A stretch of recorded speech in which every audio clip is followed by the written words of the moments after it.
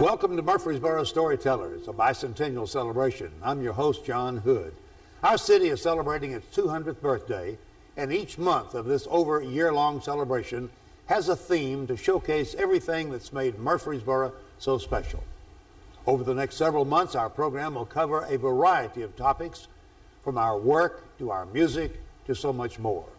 This month, the theme for the Bicentennial is about rivers, roads, rails, and trails. Our guests today are Jim Lewis, Park Ranger, Stones River National Battlefield. Jim, good to have you. Thank you for inviting me, John. Dana Richardson, Transportation Director for the City of Murfreesboro. Dana, welcome. Glad to be here. Thank you. And Lanny Goodwin, Parks and Recreation Director for the City of Murfreesboro. Lanny, welcome. Yeah, thank you, John. Thanks for being here. Gentlemen, thank you for coming and talking about some of the great history of the City of Murfreesboro. Jim Lewis, you've been with the Stones River Battlefield for 16 years, Park Service for 21. Tell us about roads, rails, trails, and the Civil War and the Stones River Battlefield. Well, how does that fit in? Well, you said you talked about how these things make our city special. I think this is perhaps a specialness Murfreesboro might have wanted to have done without, particularly when it concerns the Nashville Chattanooga Railroad, which was authorized in, I believe, 1845 and completed in 1854, so just a short period before the war.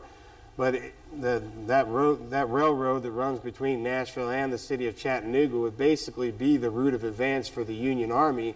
And of course, that would bring them right straight through our town and bring us to the Battle of Stones River on December 31st, 1862, lasting for 3 days into 1863, which, we're coming to the 150th anniversary of that as well, which will be a titanic, bloody, awful part of not only our nation's history, but certainly for Murfreesboro. So, I've always heard the Battle of Stones River referred to as the bloodiest battle of the Civil War. Is that true? Well, it is the largest rate of casualties. About each army sustained about 30% casualties, which even by Civil War standards is pretty bad. But it is not. It's like 8th on the top 10 list, if you will. But I always tell folks, don't worry about the numbers, because once you get past Gettysburg and Chickamauga, the next 8 battles on the top 10 casualty producers are separated by less than 2,500 men. Mm-hmm. They're all bad.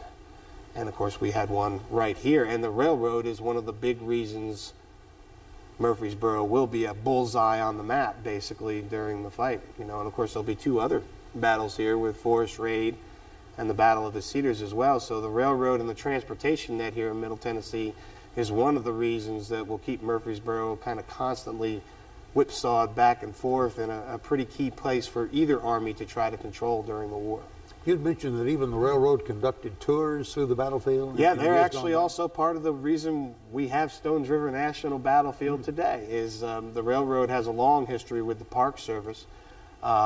Yellowstone, if you've ever stayed at one of their lodges, that was built by the railroad. Okay. But they, after the Army used the railroad to bring in bodies to Stones River National Cemetery and had left a platform there. The railroad then continued to use and develop that and actually made our battlefield, some sites in Tullahoma, along the Tullahoma campaign and down into Chattanooga.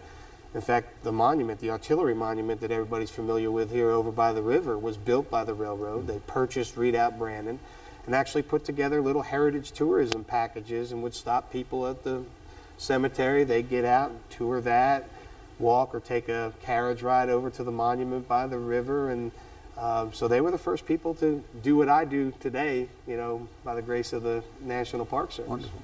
So the railroad really has had a great part in the battlefield. Very much. Dana Richardson, what a challenge it is to be able to keep up with the growth of the city of Murfreesboro compared to the city that I grew up in back in the 30s and the 40s. Well, certainly Murfreesboro has grown substantially over the last century and continues to grow. The city's, I think, first big foray into the transportation deal started with probably the interstate system. The interstate system really has its roots all the way back to World War I. I think most people are familiar with the implications of World War II as far as General Eisenhower as Supreme Commander and his transversing the European countryside and the Ardennes and all of that, the difficulties they had, and also how impressive they saw that the Autobahns and some of the roadway network was in Germany for moving troops and munitions and so forth. But really, it has its derivations back even earlier. And that came with the end of World War I. The end of World War I in 1919, there was a convoy that was put together that many people may not know this, that went from Washington to San Francisco, and the Army put together a very large convoy of troops, vehicles, and so forth to see how it was to transverse the United States for defense purposes. And looking back at that, it took them 62 days to get from Washington to San Francisco, and a little over 3,200 miles. And they lost a whole lot of vehicles, had a lot of injuries. I think there were like 80-something bridges either totally destroyed or damaged across the United States by their convoy moving. The sheer weight of the convoy? Or? Yes, and the magnitude of it. And they averaged, I think, 6 miles an hour. And I think that was one of the first things. And then who accompanied that was Lieutenant Colonel Dwight D. Eisenhower. I think that made the first impression on him about the ability to move troops for defense purposes in what was now a very much mechanized army. The days of the cavalry were pretty much gone, and that kind of laid the groundwork for his vision of the interstate system even prior to World War II. What role has the interstate system played in the growth of Murfreesboro as you see it, I-24 right through the city? Well, I think in our bicentennial kickoff, Congressman Gordon made a very astute observation in noting in comparison that in the 1950 census, Shelbyville had about 9,500 population, and the city of Murfreesboro had about 13,000, give or take. And by the 2010 census, Shelbyville now only has about 16,000 population, and the city of Murfreesboro has 110,000, 8.5 times what we did before.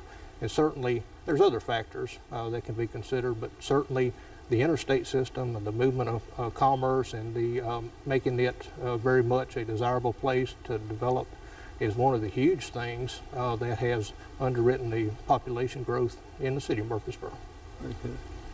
Landy Goodwin, tell us about the Parks and Recreation Department. My word, I remember when my friend Ray Duffy became Recreation Director a few years ago that we had very few parks, very little area, and my how it's grown today. It has, John. And, you know, I remember Mr. Duffy, a great gentleman, and he was very concerned about the recreation of Murfreesboro. You look around, you see all the places that he touched. We still have Oaklands, which, you know, were moved from actually where the old Walmart was, and now where the Mac Center is over on Memorial. It was one of the first recreation centers over there. And then, you know, we've just really spread out. Now we cover 1,100 acres. We've got all kinds of facilities all through the city. And then one of the things, and I know we're talking about rivers, roads, and trails, is our trail system. Absolutely. And the trail system, we have 12 miles of trail now, and plays a very significant role.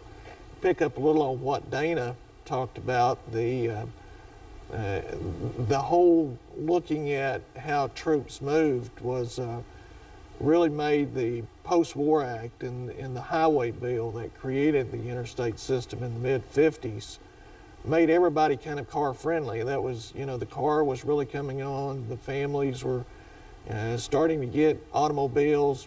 Back when my dad was growing up, there wasn't many automobiles. You know, he'd always talk about going somewhere, you know, loading up the family in the wagon for the weekend and going down and spending the entire weekend.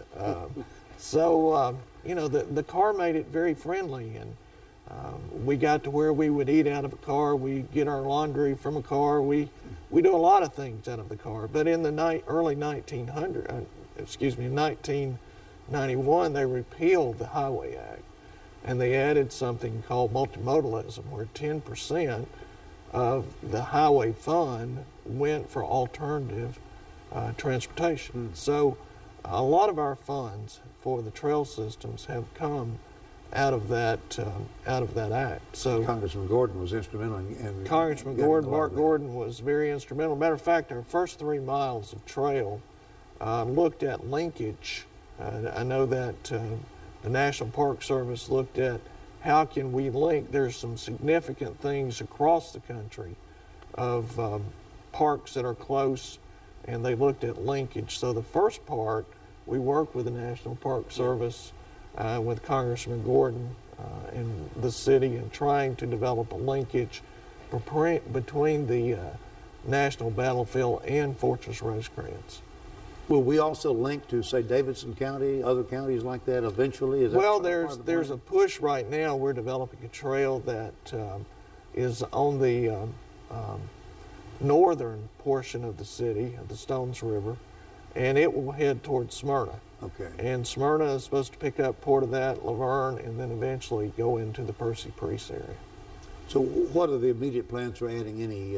Right now, our immediate plans, we're at 12 miles. We're right at the Middle Forks, where the East Fork and the West Fork combine, or the Middle Fork of the river, of Stones River, and the West Fork of Stones River.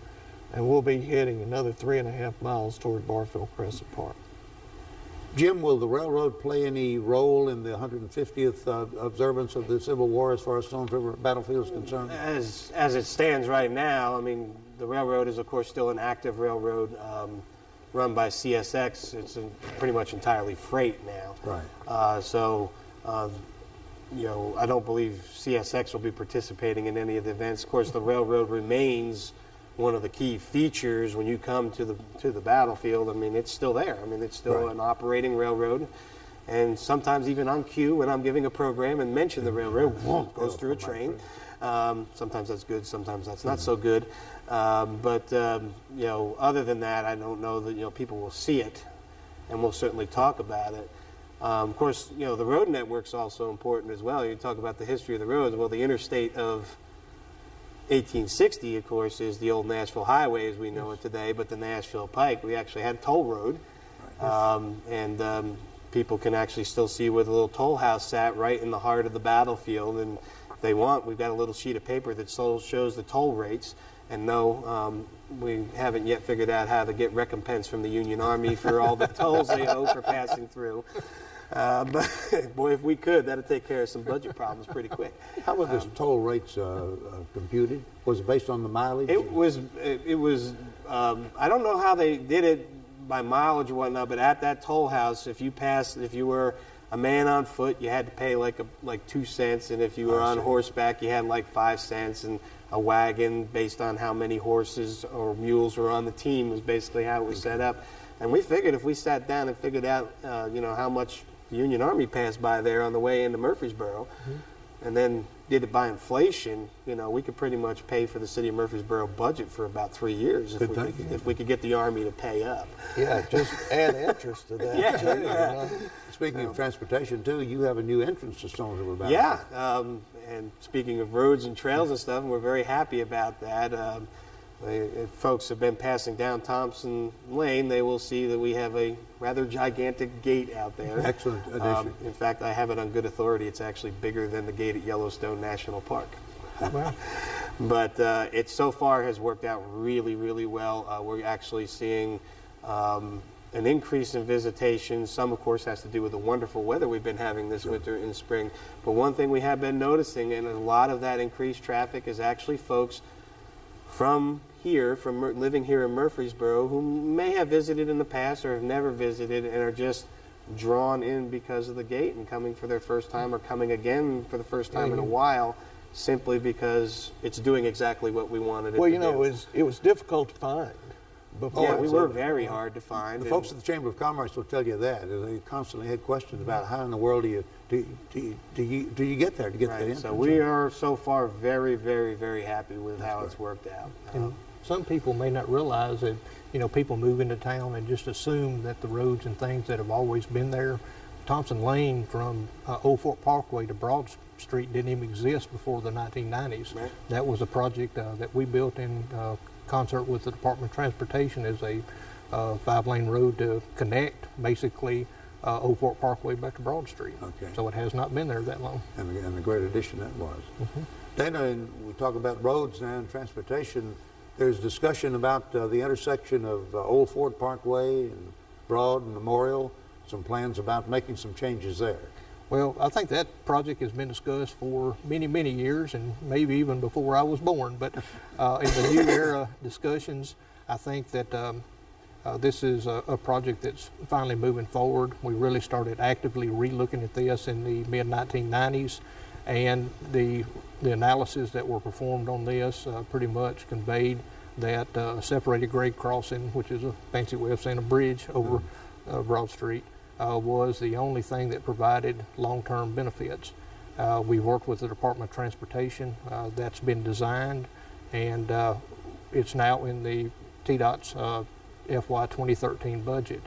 We have backed up a little bit at the request of Mayor Bragg. Was very much concerned about the aesthetic quality of it, not just the transportation-related benefits of it. And we are going to be working with the Department of Transportation before this thing does go out to bid to try to make some aesthetic improvements. There's all kinds of, or a multitude of treatments that can be given to bridges rather than just an old concrete structure. It can be patterned and things incorporated that more adequately, I think, puts it into the environment downtown in our core urban area. So it's a project that we look forward to moving forward on to begin realizing the long-term benefits of. Once it starts, do you have any idea of the duration of before the project will be finished? We haven't really worked out the details in working with the Department of Transportation about the traffic control, the aesthetic things we talked about, and also the time frame. But my sense is for a project of this nature in that kind of environment, we're probably talking about a couple of years worth of construction. Very good. Lanny, you and your department have been very much involved in the Bicentennial Celebration. A lot of the events we've already had and planning and coordinating that. Tell us how that's gone and what we can expect for the remainder of the year. Well, John, that's gone very well. Of course, we had the kickoff out on the plaza, and we've had something each month. Of course, we've got the River Roads and Trails coming up, and then our music and several other things. And capping off in October with our future. Andy Womack is the one that's planning that.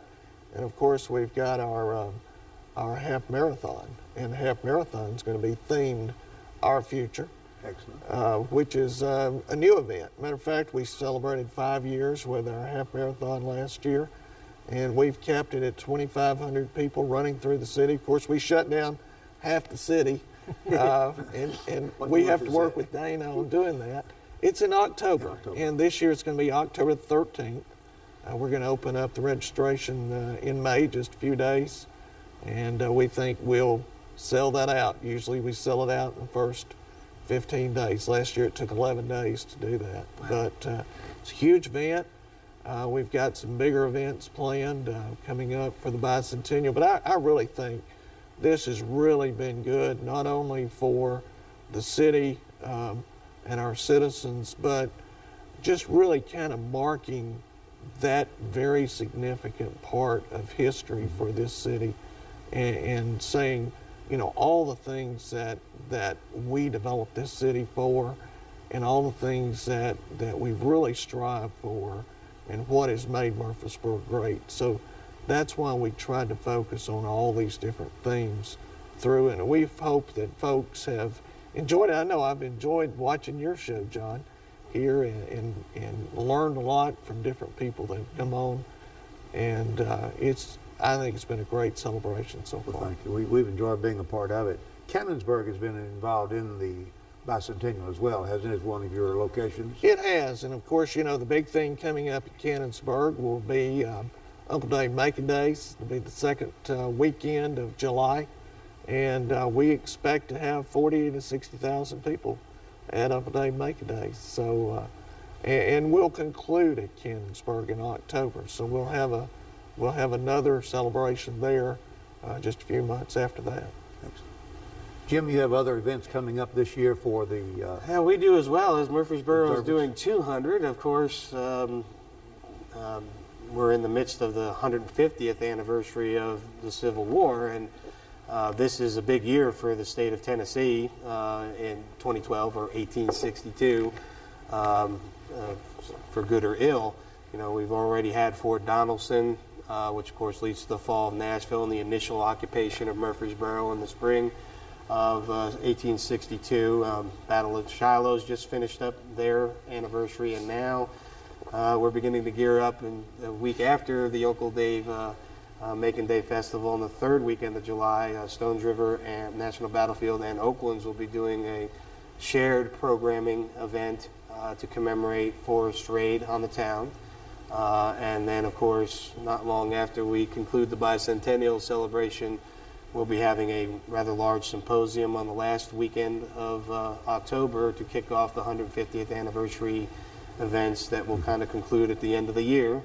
Yes, they did fight in December 31st, so we'll be doing programs at the end of December, beginning of January, to commemorate the 150th anniversary of the Battle of Stones River here in Murfreesboro. So it's kind of interesting that it worked out, that, you know, basically goes right with the Bicentennial, which is, we've been very happy to be a part of it when and where we can. You know, we've had the military in March, which we were really glad to be a part of there, and look forward to where we can keep working with the folks doing this in the future.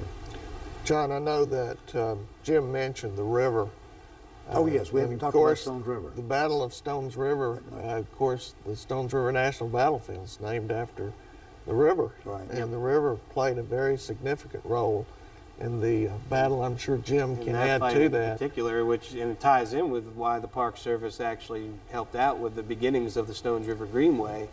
If you go down that stretch from, you know, the battlefield portion up near the McFadden Ford, the Trace, and down to Fortress Rosecrans, you'll see that the city has laid out a number of excellent wayside exhibits similar to the ones you'll see on the battlefield. And kind of learn how, you know, the river crossing there at McFadden's Ford was used constantly during the fight and was the focus of the last day of the battle. There's the Harker's Crossing across from the golf course, where the Battle of Stones River almost really began 2 days before it was supposed to, and could have ended up as a huge Confederate win, in fact. And then, of course, down at the bottom, you've got the areas of Fortress Rosecrans, which basically is telling the story of the very rough Union occupation of Murfreesboro, which will really change the face of this town through the remainder of the war. It's not just a military story, it's really about everybody's story. And the wayside exhibits, if you start at Thompson Lane and walk to Fortress Rosecrans, those wayside exhibits are done so well and talk about, just like Jim's talking about, the different battles, but also the suffrage of women. Talks about the role of the railroad. You get to where you go by General Bragg headquarters. Okay. So that it's a very significant historic walk for that first 3 miles.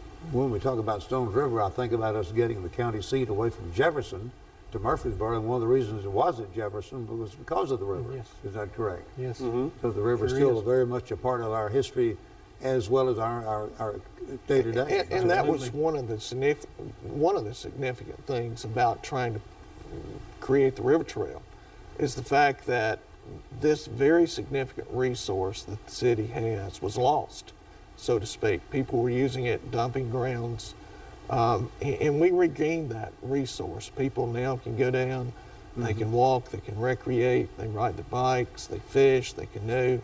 They do all of those things along the river, and we have cleanups, you know, 4 or 5 times a year. Scout groups, everyone else, volunteer groups come along. Sometimes we even work together. We've worked with the Parks Department, the areas where the National Park Service and the city come together. We've done things at various ends to coming back in and replanting native trees and really trying to restore the river, so to speak, and regain that resource. Great resource. And I do want to commend our city. You know, one of the tensions sometimes in a Civil War or history park that's in an urban area is the back and forth between recreational use and the historical use. And there are some parks out there that have almost been overwhelmed by the need for recreational space because there's really no green space around them. And one thing I've always said since the first time I got here 16 years ago, it is really incredible to watch how proactive Murfreesboro has been as we grow, making sure that there's green space and connections to that green space with greenways and whatnot. You don't always see that in a town that's growing like Murfreesboro does. I mean, I've seen it in New Jersey, trust me, and it doesn't happen like that. And, you know, just because, you know, although Stones River is the biggest green space around, there's all these other great options, and we're connected to some of them, and I think that makes a much better quality of life for folks around here. The typical spirit of cooperation in our community. The one thing that some people really don't connect with is this is a linear park, and it contains about 130 acres, and it's very significant in the way that it connects different historical sites, connects into the cotton trails that leads into the national park, up into McFadden Trace and all the way to Fortress Rosecrans, and then on down to Cannonsburg. So it's been one of those real joys in terms of trying to develop that corridor and try to make it to where it's very significant historically for Murfreesboro, but also provide that recreation and that link of trying to preserve that resource. Good point. And I think, you know, you were talking about the sensitivity of the battlefields, and you may recall that our major thoroughfare plan originally had it slated for Wilkerson Pike to be where Medical Center Parkway is now. We were looking at originally putting a 5-lane road through there and connecting back to the interchange at I-24. And even though we still intend on improving Wilkerson Pike, it'd be a much smaller facility, and of course Medical Center Parkway, as you see it now, was moved away from the battlefield with that cooperation between the city and the battlefield. Yeah. A quick minute before we conclude about coordinating the traffic in Murfreesboro. How do you have an intricate video system, as I understand it? We do. We have a closed-circuit television system that's complementary to our interconnected traffic signals. Probably people don't realize that we now have over 130 signalized intersections in Murfreesboro, and over 60% of those are now interconnected back to our traffic operations center in City Hall. And the closed-circuit television system, we have like 32 cameras now, really helps us to be able to not only see problems along our arterial systems, but make adjustments remotely and then see the results. So it was actually the first CCTV system for traffic control in the state of Tennessee, and it's been extremely beneficial to us as a tool for trying to maximize some of the roadway capacity and, you know, minimize some of the congestion. Wonderful. Gentlemen, I want to thank you very much for being with us today as we talked about rivers, roads, rails, and trails. Jim Lewis, Park Ranger, Stones River National Battlefield. Lanny Goodwin, our Parks and Recreation Director, City of Murfreesboro, and Dana Richardson, our Transportation Director. By the way, there's a commemorative coin for the Bicentennial, and it's available, I know, at the Chamber of Commerce gift shop and other places throughout our community. Next month, we'll continue to look at the early days of Murfreesboro, as the Bicentennial theme is about our music. Please take a moment to participate in and enjoy the many activities scheduled for our Bicentennial celebration. For more information, please call our Parks and Recreation Department at 890-5333 or visit www.murfreesborotn.gov. Thank you for joining us today, and we'll see you next month for another episode of Murfreesboro Storytellers, a Bicentennial Celebration.